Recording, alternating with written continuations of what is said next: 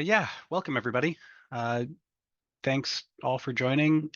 This is a new experiment for us here, the roundtable. It's something that I've been wanting to do ever since we put our work streams on hiatus. Remember to just give a brief history of kind of XR Access community gatherings. XR Access started out originally in 2019, I think, with the first XR Access symposium, and then we formed into six different community groups to try to just have a place to chat for people to understand what XR accessibility even means, why it's important, and the different areas that it affects. And things kind of went up and down and up and down, and we had obviously the COVID pandemic was uh, a crazy time for anyone involved, but did have a lot of people looking seriously at the benefits of XR and how can we make these inclusive online spaces since we can't have inclusive IRL spaces at the moment. And long story short, we ended up putting in kind of forming these three different work streams. You had the inclusive design for XR work stream, the inclusive development, accessible development work stream, that's what it was, and the business case for inclusive XR work stream. And we kind of split out the folks that were interested in, volunteering their time and trying to come up with real kind of working products that we could use to forward the cause of XR accessibility. And I think we did get a few really great things out of that, but I think in the end it was difficult to sustain momentum with just people's kind of spare hours. And so we put them on hiatus. And I think ever since then we've really been missing a chance for people just to get together because even if we the like products that were coming out of those were slow. It was still a great chance for folks to come together and meet and talk about what had been happening and kind of keep abreast of news developments and share things that are important to them. And so I think I guess it's probably been about 2 years um, since then, I've really missed that. And so I wanted to organize this roundtable just as a way for people to come together and chat and not necessarily have like a specific agenda, although to have a few things from the XR Access side, I'd be happy to share. But just to give people a chance to talk about what they've been working on with regards to XR accessibility, what trends we've been seeing. I know obviously some of those have been not great with the current executive administration. But I want to give people a chance to come together and for us to be more of a community again and not just have us put out newsletters that y'all kind of read and have it be that one way direction. So let me pause there. I'd encourage anybody who wants to turn on the camera, unmute their microphone, say hi. You're also welcome to just put in the chat, introduce yourself or say what brought you here today.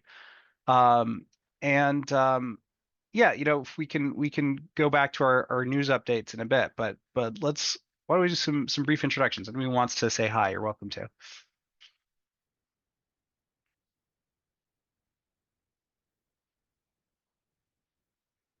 I see a couple of brave folks that have turned on their video. You might want to just walk the Zoom list and invite people name by name. But I'll start. I'm Michael Cooper. I used to work at W3C on the Web Content Accessibility Guidelines. I'm working with Dylan now in the Metaverse Standards Forum on the Accessibility Working Group there. I also have a project called the Digital Accessibility Framework, which I could talk about here, but it's maybe not the highest priority if other people have other topics. But I think it'll relate to figuring out XR access as well. Awesome. I see Amy Nilufar Mrunmai. You want to go next? Hi, my name's Amy. I'm a director for theatre and XR in the UK. and making work about mine and my producers' experiences with disability. And I also make integrated access theatre work here in the UK.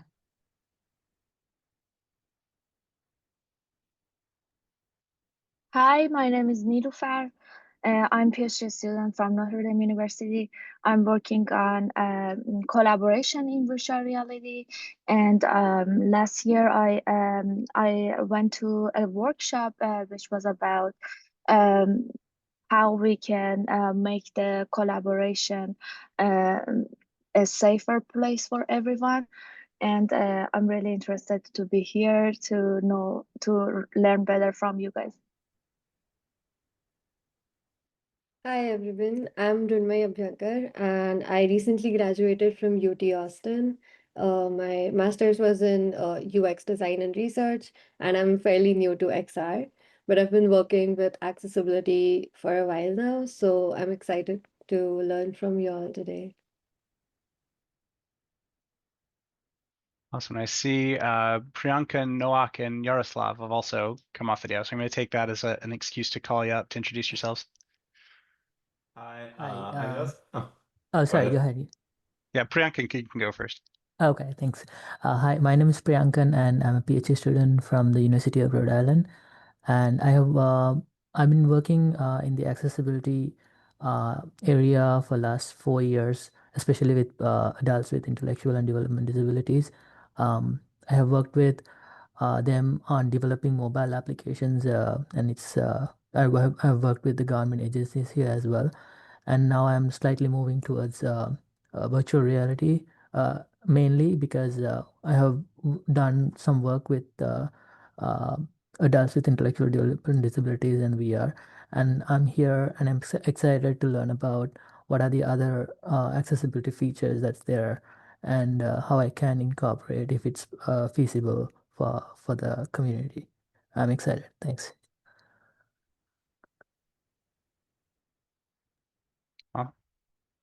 Yeah, go ahead, Yaroslav. Yeah. Hi. I'm Yaroslav. I'm a student. I'm a bachelor student, so I'm at the start of my career, so to speak. And I'm here to listen and learn from people who have a lot more experience. Hi,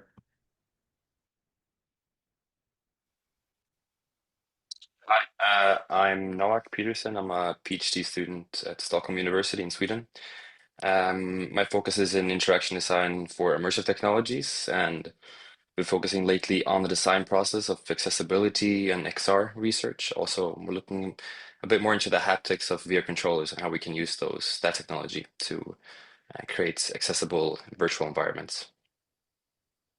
Happy to be here. Awesome. Christina? Hi, I'm Christina Vasilevska. I'm a PhD student that is not working in accessibility, but starting the topic for my postdoc. I'm in with TU Vienna, so in Austria. So Noah, we may be working together. I would be looking for a contact somewhere in Europe because there are not so many people interested, like that are actively acting in Europe, which would be very nice. And I'm also supervisor actually of Yaroslav, who who got the link and the kick from me. And we work together to start the topic and to kind of get stuff. A part of that, I'm also working on perception and haptics. So talk to me if anything. You can just Google my name. You will find my profile online. Thank you. Awesome. Julia and Asante?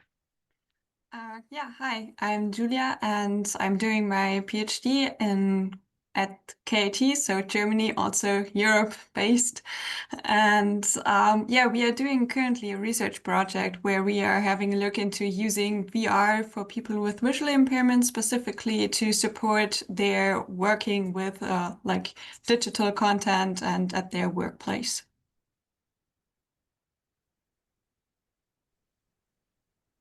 Hello all, my name is Asante Asiedu. I'm the founder of EDSA Systemics and Technology based here in the US.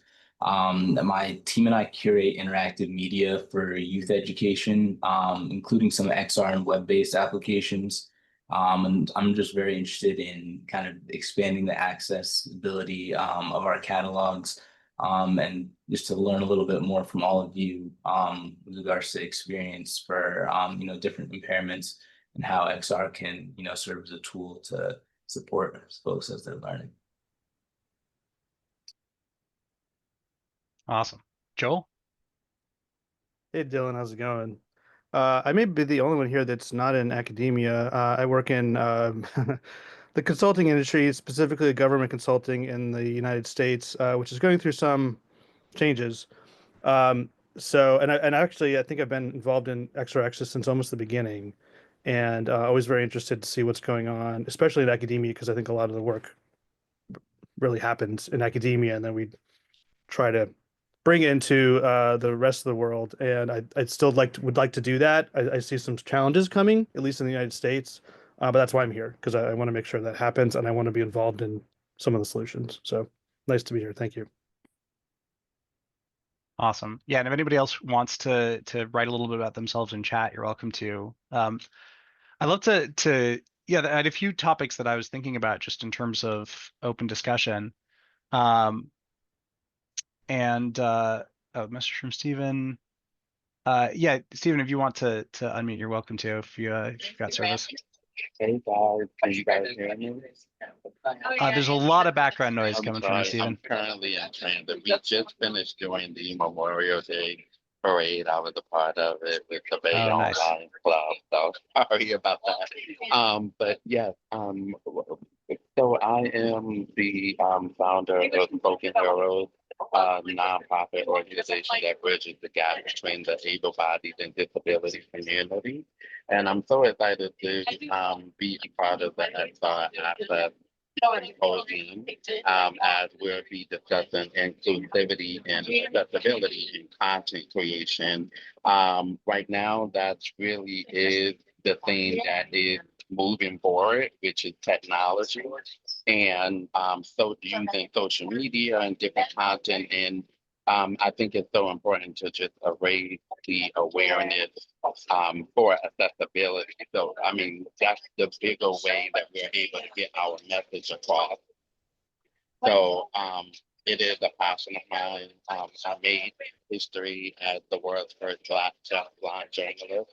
And actually, there's someone that's on here. I would love to connect with her. She said that she is in Europe, and I'll be in Europe in the next 3 weeks to speak. So I would love to connect. And this is the beautiful thing about that. So I think that we all get to connect and connect the dots. Awesome. Thanks, Stephen. Thank you. Hey, and let me also say, I will take the blame that when I scheduled this, I did not quite realize it was Memorial Day. So thank you for everybody who could make it out here on the holiday. I know I'm gonna finish this and then probably clock out for the rest of the day. No problem. But the future ones will probably have it try to not line up on a holiday. Though hopefully, if for some folks, if that's the reason you can't be here, we'll figure out some time that works for everybody. So yeah, I was just saying, I think there's a few things I would love to just hear from folks about and see, kind of take the temperature. I think the first is kind of the elephant in the room, which is that there's been in the US, as we've been saying, a lot of upheaval lately, especially in terms of things like funding from the National Science Foundation and NIH, things like just the company's dedication to accessibility. I know there's been a lot of specifically clashes over kind of DEIA, and A is oftentimes the kind of black sheep of that acronym soup. But I'd love to hear from folks both in the US, like how you're being affected, and for people outside the US, like what's your perception of this whole shindig, and how's it affecting your work? So I'll open it to the floor here.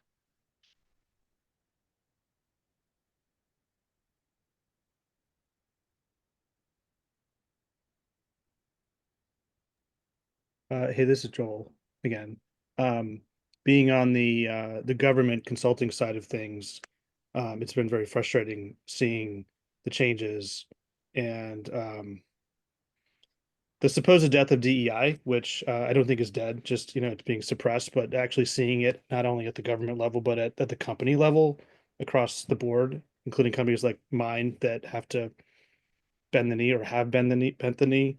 I don't see accessibility going away necessarily, but it does seem like it is not going to be emphasized like it was, and the importance um, not emphasized like it was. However, there's still plenty of us out there that are doing it or want to do it, and I also don't want to be quiet about it. So I guess really I'm at a point where it's a little bit. I'm not sure exactly what to do because we only have so much power, but I also want to make sure that we don't let the message disappear, right?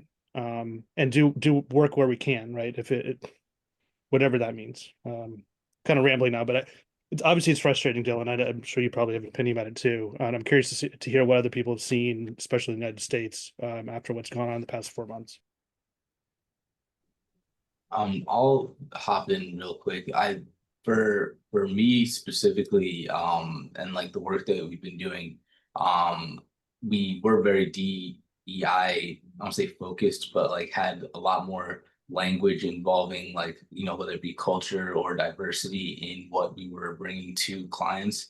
Something that has helped and that is like kind of to your point, maybe more of a pivot, but like in language more so than anything has been skill building.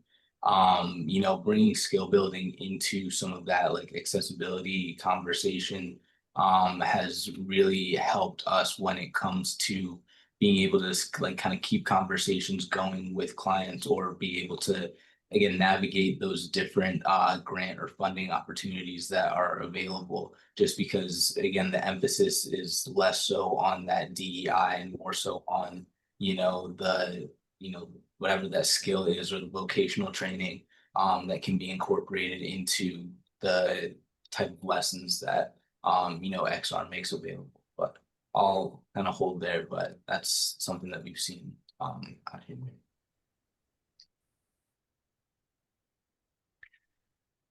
Yeah, I think we've seen something similar with some of the projects I'm on. We've been told for NSF reports, like I work on a group, the well, I don't know. So that's the thing. Like, I don't know if I should even name names here. That's putting the whole thing at risk. But suffice to say that we had to relabel a number of things in our NS report, where instead of trying to create a like diverse population pool, we were trying to make like statistically robust samples, right? And just try to focus it on the kind of idea that, oh, no. See, this is just making the science stronger. We're not doing anything just for the sake of diversity, because who would ever want to do things for the sake of diversity? God. Feels very Orwellian. There's like we went through and did a control F for the words we're not supposed to use and swapped a bunch of them out. Um, Not a great feeling, I will say.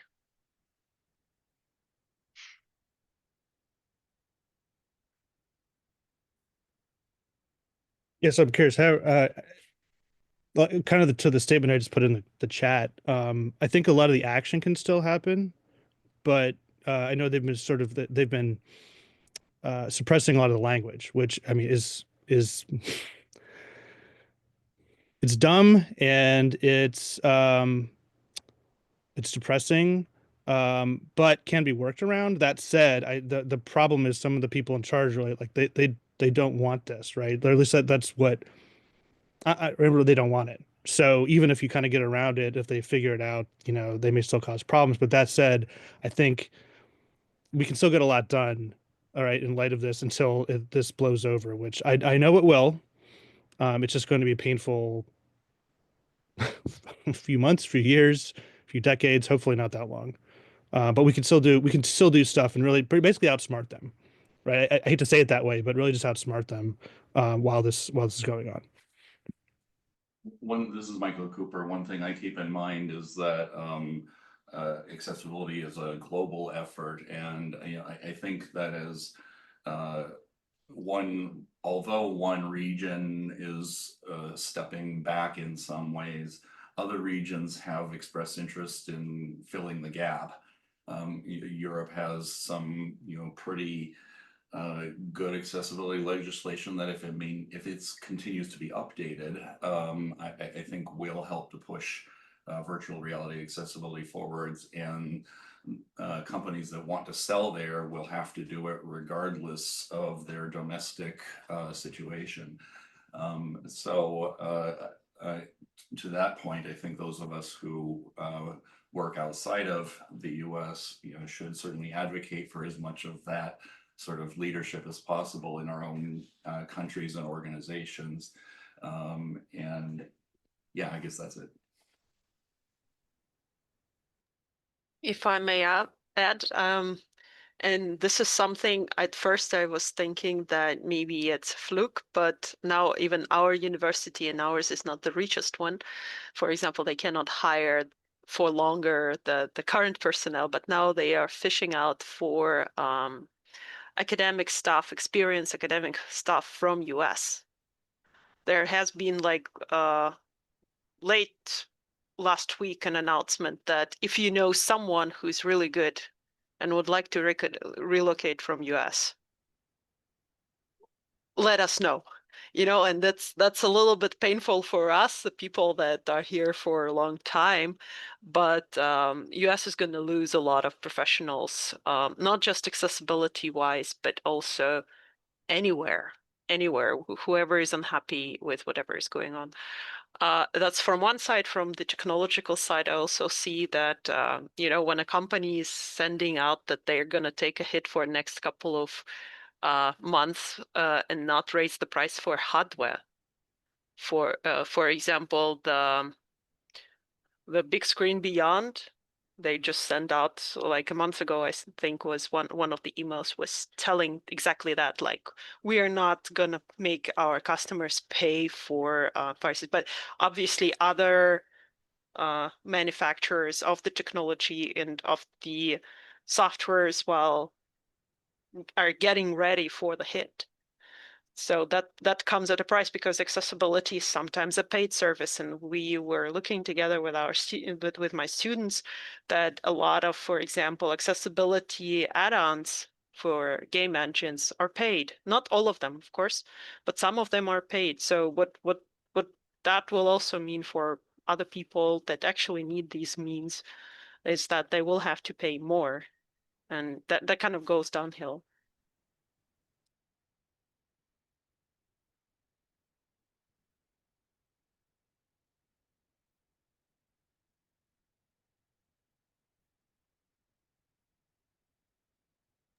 Anybody else want to weigh in on that, or I some other conversation topics lined up? I think that could be a little bit more cheery. I was gonna say if I had Elon Musk's money, I would like pay for all this stuff. Like we could solve this problem pretty easily. That I keep dreaming of something like that happening or making that happen. So that's what keeps me going. Yeah, money makes the world go round. And I often struggle with it. It's just the basic thing, like you're saying earlier, Joe, of like, how do we get people to care about people that aren't like them? Uh, and that is, I think, the eternal human problem. I think are some Oh, go ahead, Dave. opportunity in this moment of like trying to figure out where like just teaming up with various parts of self-interest. The AI companies, generative AI came out of accessibility labeling, that when they started labeling things for images for screen catchers, that has helped various other projects. So it's about nesting and like marrying the good we want to do with people who are interested in that. There's going to be a lot of money going into sign language research in the near future, just because they want robots to be able to manipulate their hands. I would love if they did it for good reasons, but I'm happy if people cure cancer for money. That's actually fine. I'm happy with any sort of good, even if it lacks good motivation.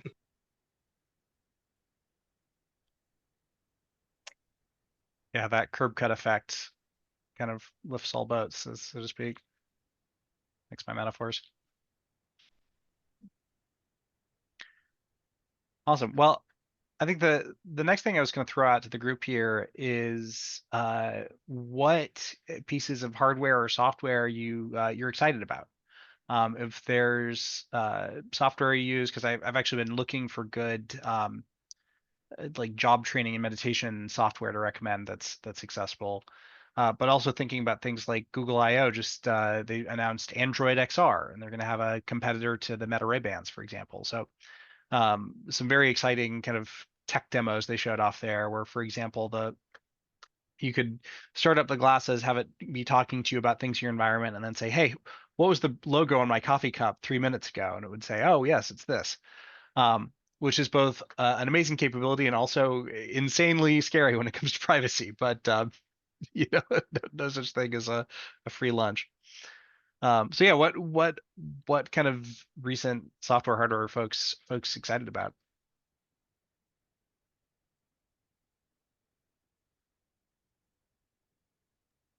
Android XR definitely, because we're kind of in the gap between, especially in the AR side, between any real devices and something that is especially commercially viable, and that seems promising. Obviously, it's Google, but Google does Android. I really think it actually probably will end up being whatever Google does with Android XR versus whatever Apple does, and Meta will fall to the wayside. But it's like everything does. There's like a duopoly. Just my guess, but it's kind of the way the winds are blowing, especially if Meta doesn't change their ways. But I think it's good for all of us because some competition, and it'll also standardize the ability to build for it, which we haven't had especially in AR headsets, pretty much ever. So I think it's promising.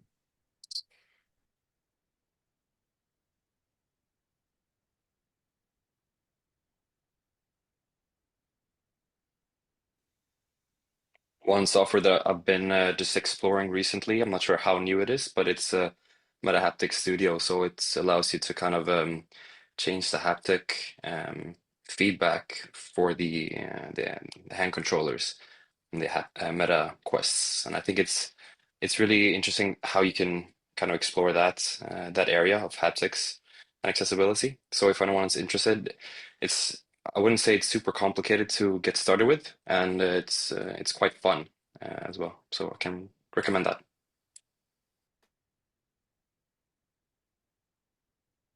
Nice.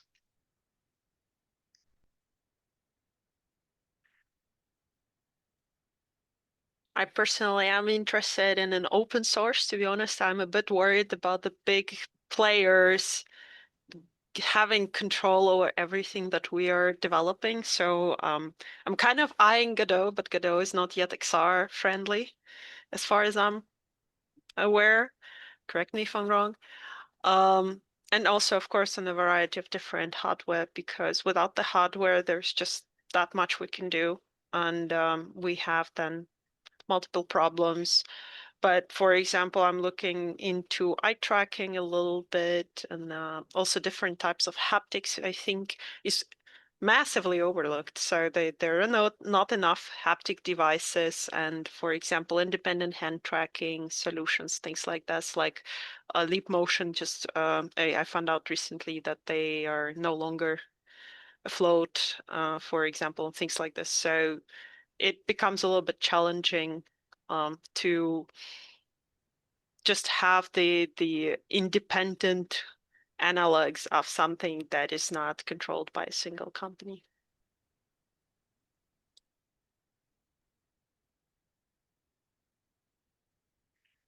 Yeah, I know.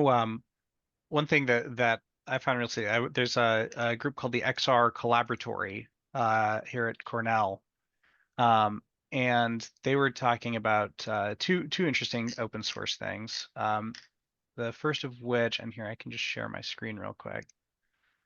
There we go. So they had, and I'll put these in chat as well, the XRC toolkit, which was a kind of open source set of interaction patterns that is very easy for groups to kind of build on. So for example, they had a great demo of one person doing like this kind of lasso select, where you could just draw around the things you want to to select and then move them about, and then somebody else built on that to do something. You'd select the lasso, and then it would like show this magnified view of the things you selected, and so it's very good kind of open source.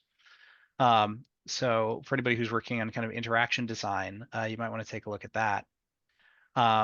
And then the other thing that they brought up was with regards to LLMs. They talked about a thing called Ollama, which I've been trying out. It basically lets you run large language models on your own computer. So it can be run offline, like totally offline once you download the language model. And it can run either in your command prompt, or you can do a little bit of extra setup to run in something else. But like I could say, Ollama run Gemma 3, and then now just have this this language model just kind of running locally here, just running right on my computer. Like, why is XR accessibility cool? Let's see what it says. So I've been really enjoying this because I was hesitant to use a lot of the online, like ChatGPT or whatever, just because if you're not paying, you're the product, right? Even if you are paying, sometimes you're still the product. So I've been very interested to kind of use this to explore a little bit more. So I'll put that link in chat. There's if anybody wants to know how to get it to run, I have it also in a kind of ChatGPT style web interface that uses this thing called Open Web UI, where it's basically like you have ChatGPT in the browser running on your computer. And I don't know if they have an example page here. Yeah, like this. I've been using that a lot, and so the XR Collaboratory has been talking about how to use Ollama and integrate that into your GitHub or into your XR application, to have be able to do voice control of your application, for example, without needing to have specific voice commands. Like instead of saying just you have to say start or stop, you can say something like begin or let's get going, and the LLM will like figure out, oh, you probably want the command begin. It'll like funnel your voice commands into one of the functions it has and say, oh, I'm like 80% sure that thing you said translates to begin versus 20% sure it translates to stop. And if it hits a certain threshold, then you can say like, yeah, just trigger it. Or if it's in the middle threshold, you can say ask for clarification, something like that. So a lot of really interesting possibilities there, in terms of using these in a helpful way, in a way that makes stuff more accessible. It doesn't just generating hallucinations nonstop. So that's something cool that we've seen lately. I'll put those links in here.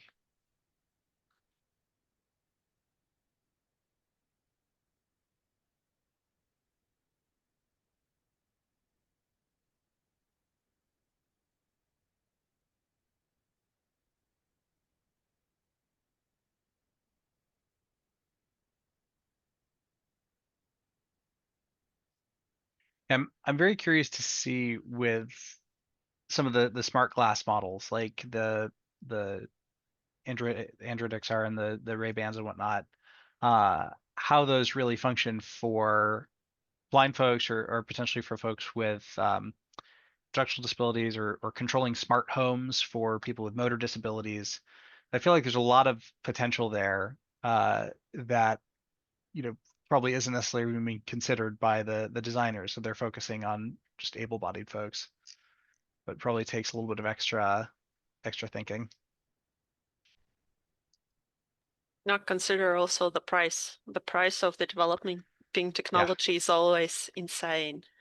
And I mean, the Ray-Bans are also not, a magic wand. I joke, with our group that this glorified webcam, which it functionally is.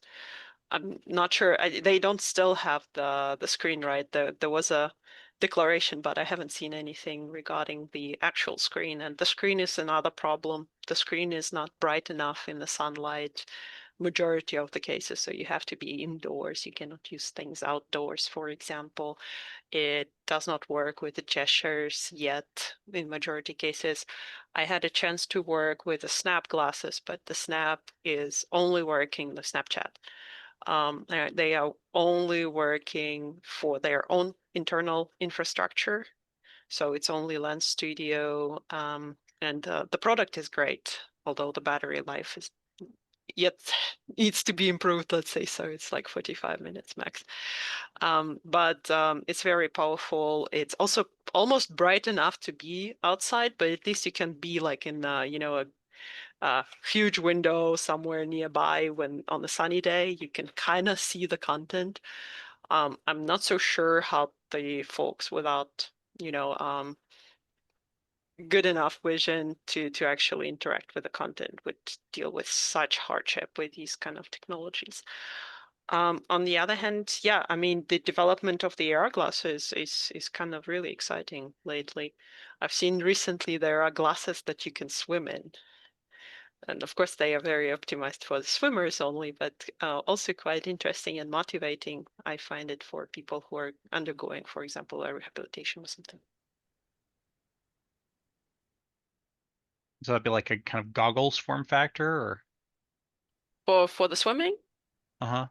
Yeah, that like a swimming glasses, but you just have like on one side like blob of thing that is probably a battery and thing. I don't remember if it's stereo or mono rendering. I suspect the mono, but it looked good on the paper. I'm not so sure how good it is in practice, but it was affordable actually. It was like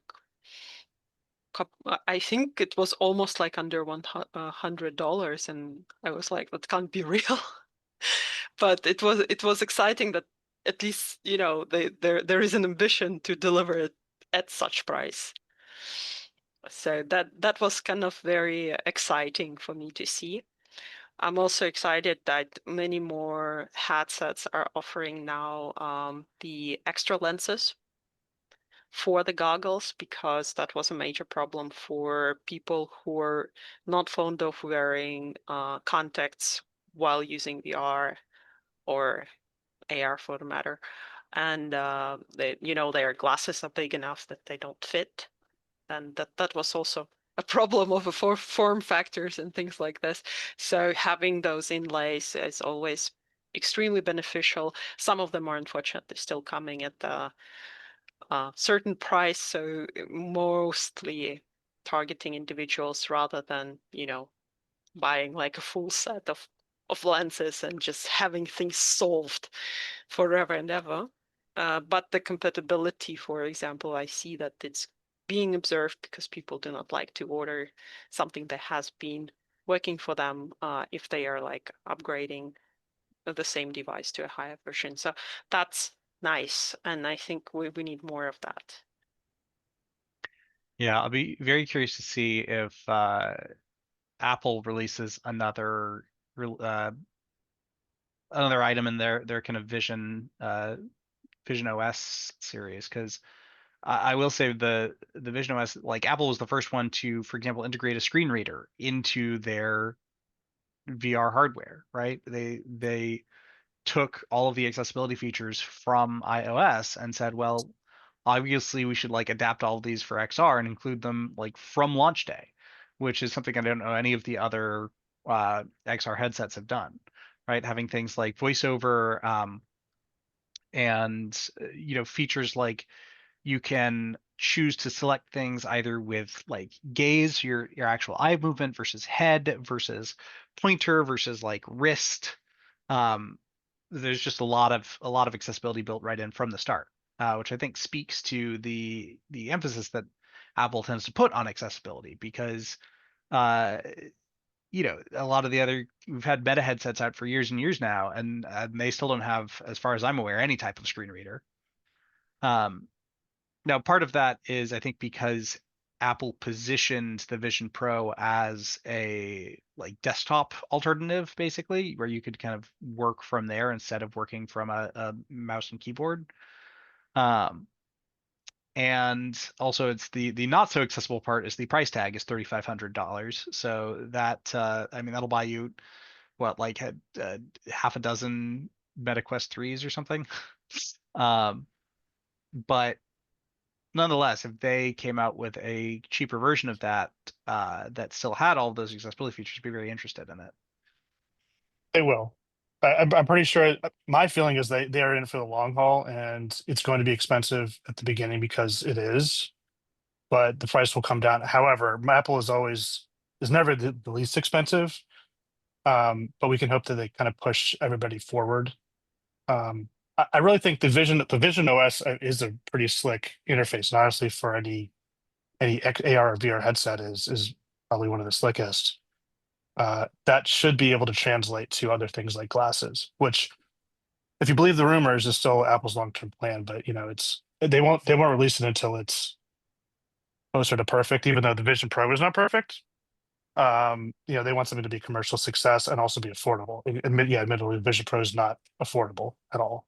But that said, a lot of accessibility devices are not either, but they also need to come down in price. So there's no perfect solution here, but Apple, I think, is going to be in it for the long.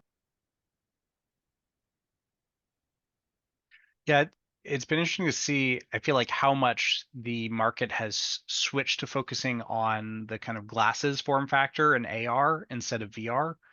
Like the VR headsets, I feel like they've found their niches, right? In terms of I know there are companies that are profitable selling VR training, VR like meditation and kind of healthcare purposes.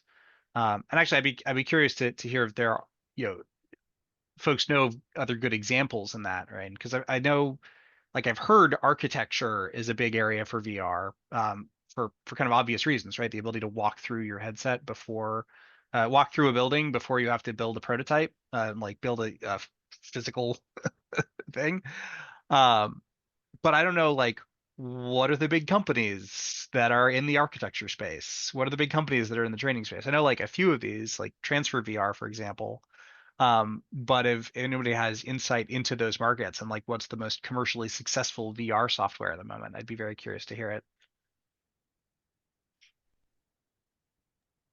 Well, I can only agree with Gerald saying that digital twins are a growing trend, but digital twins as it is more of a buzzword actually. So there are professionals in the from the professionals point, there's a lot of resistance because they have a fixed workflow and tools that are familiar to them. We're working on a fairly big project that is aiming to help the designers at the early stages of the designing of whatever architectural solutions there are with haptics, with everything. And and then suddenly you have very progressive people. They're talking about ideation and about all this stuff. And then you start talking to them, oh, let's do something together. And then they were like, oh, but I have this, a 2D rendering. Why would I want to touch it? And you're like, oh, no. So there is some resistance. There is a bit of a gap yet to communicate the benefits and for them to see the benefits. So one of the good selling points is that we can make things accessible. So, for example, the prototyping, when an architecture students are building, for example, a prototype, and some of them here in Austria, for example, are getting actually built 100% scale and everything and installed in some parks, whatever. It takes a lot of time to build that thing. They are never 100% sure if this is going to work, what they are planning. And actually and how is it going to feel is also not always clear. So actually making this kind of rendering solution that is also haptically rendering is beneficial specifically for students, for education, for better planning, for experience planning. So a building as an experience is sort of a thing that we were thinking also. For example, reusability. So a big trend in Europe is sustainability and reuse of the existing building blocks. This problem hasn't been solved at all. roughly, and recycling is very low and everything. So from this perspective, using XR for these things would be great because it saves so many resources. Even if you just transfer the energy involved in building one prototype or several prototypes until they reach the final stage, we would save them a lot of time and money, and also a lot of painful mistakes, whatever they're building. So I don't know if there is really the super huge software. I don't think so, but I know that there are city blocks planning. So city planning is a big thing when they're trying to figure out how different buildings interact with each other. For example, there was some real story that they built somewhere in Arab Emirates or somewhere there, kind of a banded, beautiful building, and it turned out that the orientation of the building formed a huge lens that was like burning Oh things yeah. right in front of it. And you don't think about these things, but they happen. And it was real, and I don't remember how they solved it somehow, but it costed so much money and so much effort. Um, so yeah, different things to think about, of course, but very complex topics as well, extremely complex. Yeah, I mean, it's definitely part of the reason I got into VR originally is this idea that there's so much stuff that we work with in 3D. This is coming from, I used to be in mechanical engineering, that like it seems obvious, wow, wouldn't it be easier to work on 3D stuff in 3D as opposed to just with 2D representations? Uh, but yeah, I think a lot of those places, specifically because they're working with 3D in the past, that's meant like expensive prototypes. It's meant a very established process because if you screw it up, then buildings can fall over. And so I could see there being, yeah, challenges in terms of uh, changing those processes out. But on the brighter side, for example, I'm working now on an idea with I don't know how to describe it. It's not the university level, but it's a little bit lower, that are basically producing the specialists that do the coding mostly from the informatics area, and they are working with young adults, so they are roughly like 17 to 23, 25 years old. And they are getting practical education. So they finish their school, and in parallel, they are getting some very practical applications. And for example, they are always looking for different training applications that are fairly simple.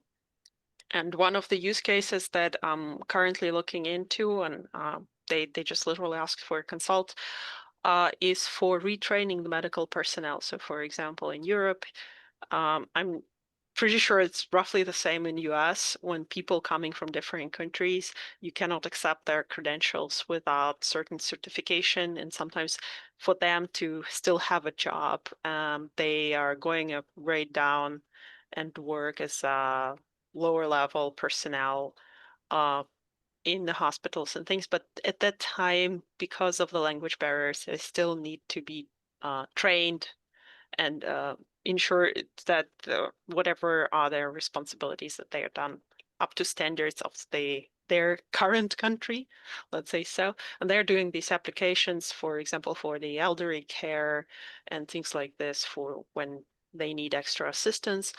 Then the personnel is retrained basically in VR, and that's something that is pretty interesting. But unfortunately, the complexity of this of the task is more or less resulting that one student is doing just one task, like, for example, how to give a non-mobile person a tablet if you're not sure they can swallow it, for example, things like that. But still quite exciting that the young people are working on something like this.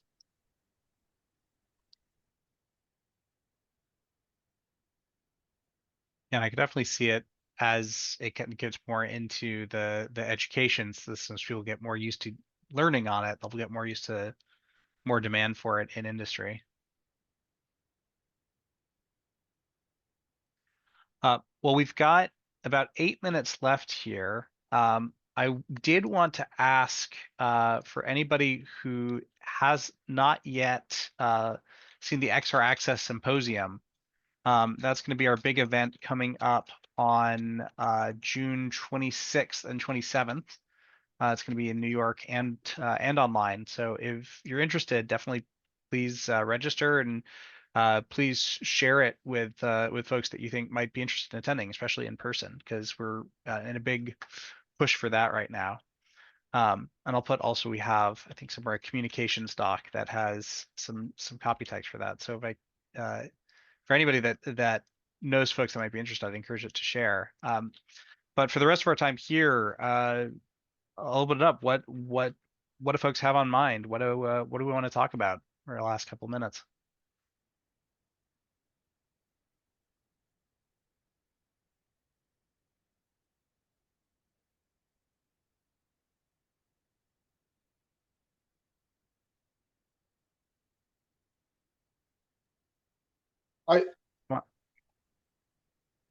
I think Go ahead, David. one of the things that like there is a lot of exciting and unexciting news here that like recently in technology space, but if like if focused on like getting to decent open protocols or somewhat open, just like because this stuff is new, if we can try and get them to start on the assumption of being more easily interoperable, we can save like 20 or like a lot of headaches in the next 20 or 30 years. So that's like I think a very big opportunity that just doesn't look very big at this time because we don't live 20 to 30 years in the future. Yeah, absolutely. I mean, that is something that we've been doing work with the Metaverse Standards Forum. We have Michael and I are co-chairs of that, along with a guy named James Mackey. I'll link to our accessibility page, but there's other folks in that are very much focused on interoperability and trying to set those standards so that we don't have 12 competing standards in a few years from now. So I definitely would encourage folks to check that group out if it's something you care about. I guess I have a question, out to the group.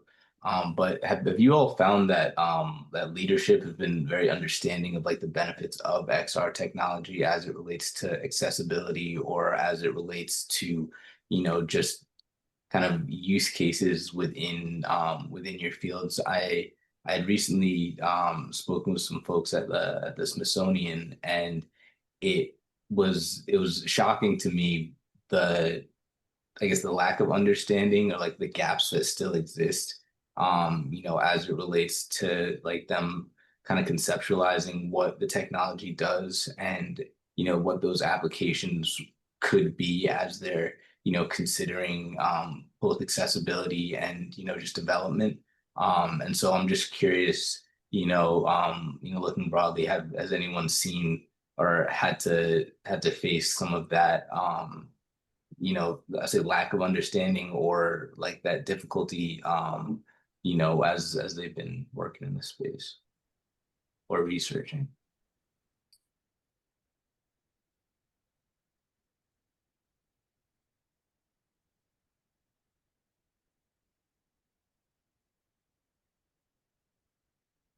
I think it's tricky for a lot of folks, especially if they've never tried XR themselves.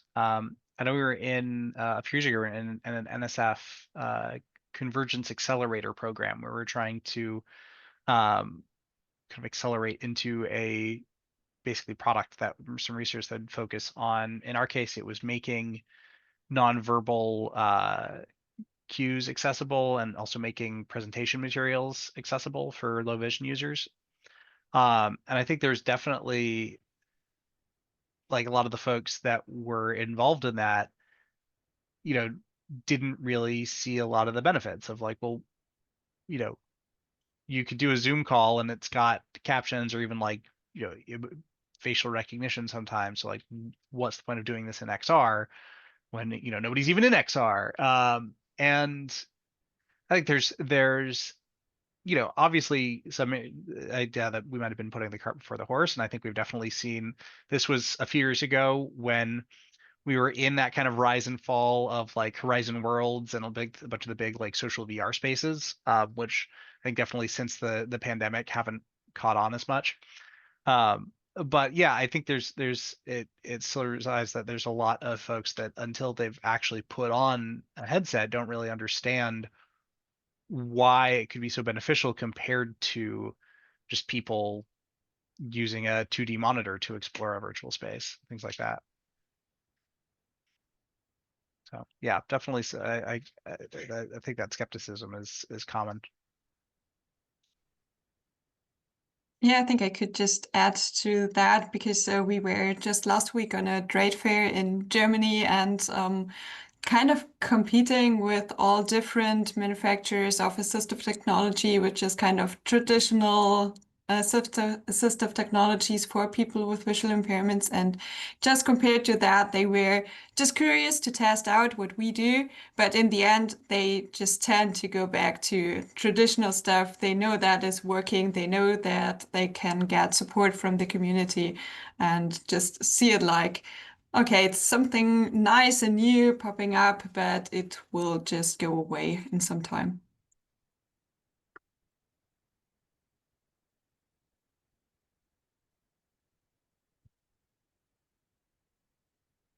Oh, it's a good point, actually, now that I think about it. And I must tell you that even like 10 years ago, the resistance was even higher. So we're getting there. I would not be, so straight. I also think that from the community itself, there is a bigger kind of excitement because tools are finally changing. Something that is awkward and less comfortable is becoming maybe a little bit in a better form factor, over the better media. So I think this is something that we have to look out to, and we have to talk to the communities and establish a trusting relationship that is a bit challenging occasionally, but hopefully something good's come out of it.